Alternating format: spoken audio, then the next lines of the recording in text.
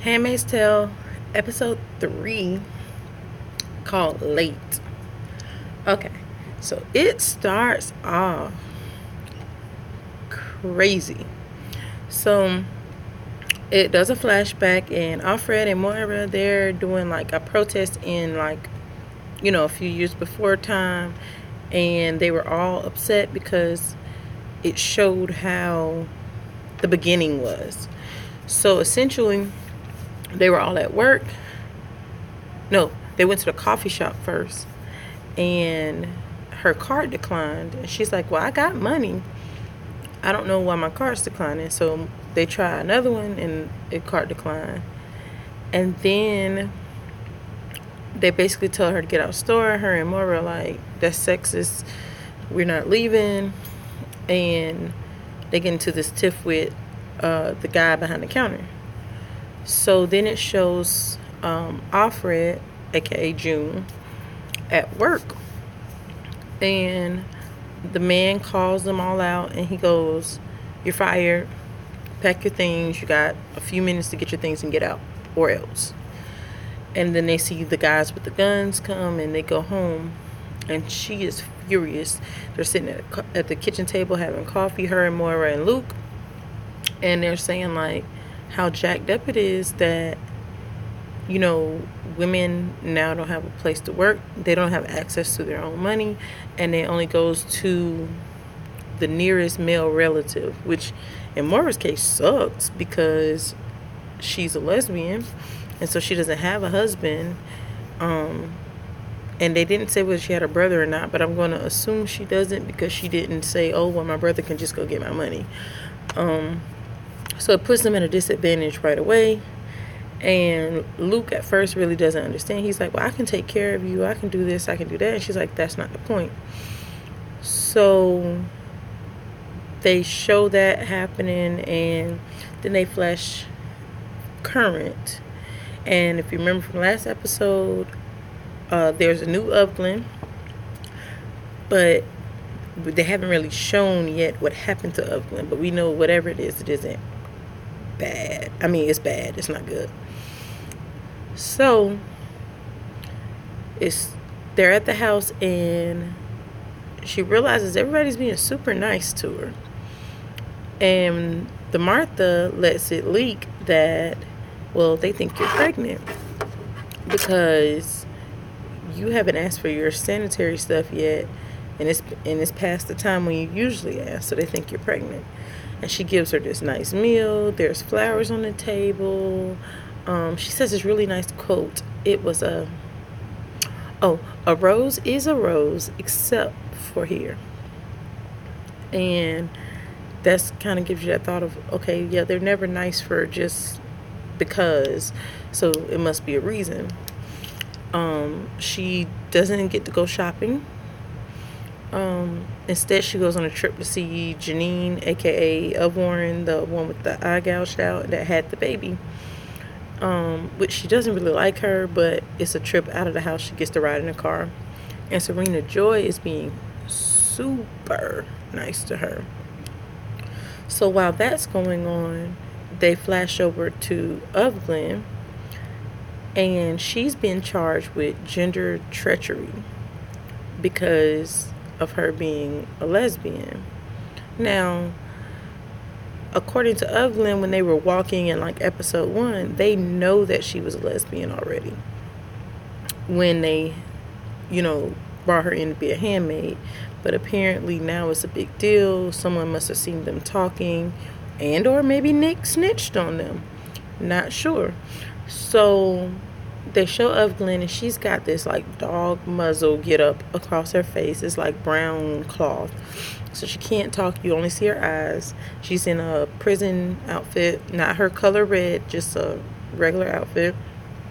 And they got guards, and the guards are kind of young, so she tries to like seduce them. She tries to grab him by his crotch, and he's like, not having it. So now we see that it doesn't matter. He's not falling for it because he don't want to end up beat to death like the man from episode 1. So they find out that they found of Glenn's lover as well. And they're being sentenced at the same time. But they say, because God blessed her to be able to be fertile, Glenn's not going to suffer the exact same fate as her lover, but she will be guilty. And her lover will face the ultimate fate. So they drive them both to this place, and they're holding hands in the back of the van, and we're thinking, oh God, van, please flip over. Well, it doesn't. It stops. They yank her lover out, drag her across the ground, and they hang her. Just enough time for her to see her being hung, and then they slam the door and leave. Of course, she is distraught, and she's like, what in the world? So the next thing she knows, they drive her off, and she sees Auntie Linda, and then she kind of blacks out. Well, then they flash back, and they show her in an all-white room, all-white everything. She's got on all white, and she's obviously in pain. She stands up, and they have mutilated her. They have did some sort of genital cutting on her, sewed her up. Auntie Linda goes, well, now you won't pretty much have any enjoyment. But you could be dead.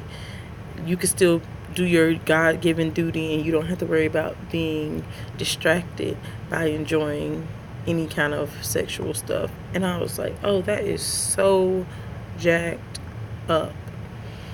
So as Nick is driving, Serena Joy leaves Alfred at Alvorn's house to spend time with her friend, and Nick drives her. But when on the way, she realized something's different. Nick's acting kind of cagey. She's like, what's up, Nick? He's not saying anything.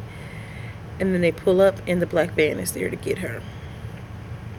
So it's like, oh my goodness gracious. We don't really know what's going to happen. We don't know what really is,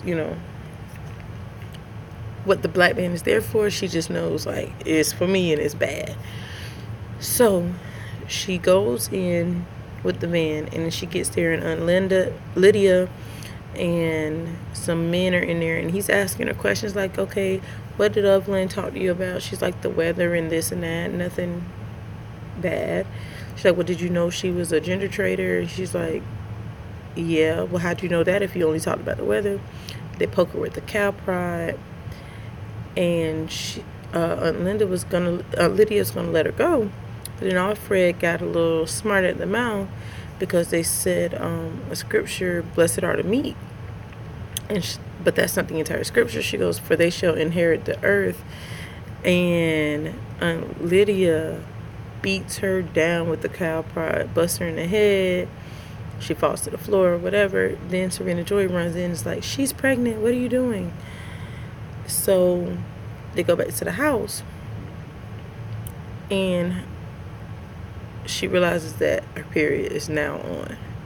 They didn't say whether, she might have been pregnant and the beating or made her lose the baby, but she know that now her period is on. So she goes downstairs, and Serena's being nice to her still, and she's like, well, don't be nice to me because I'm not pregnant. And she realizes that Serena is going to blame her.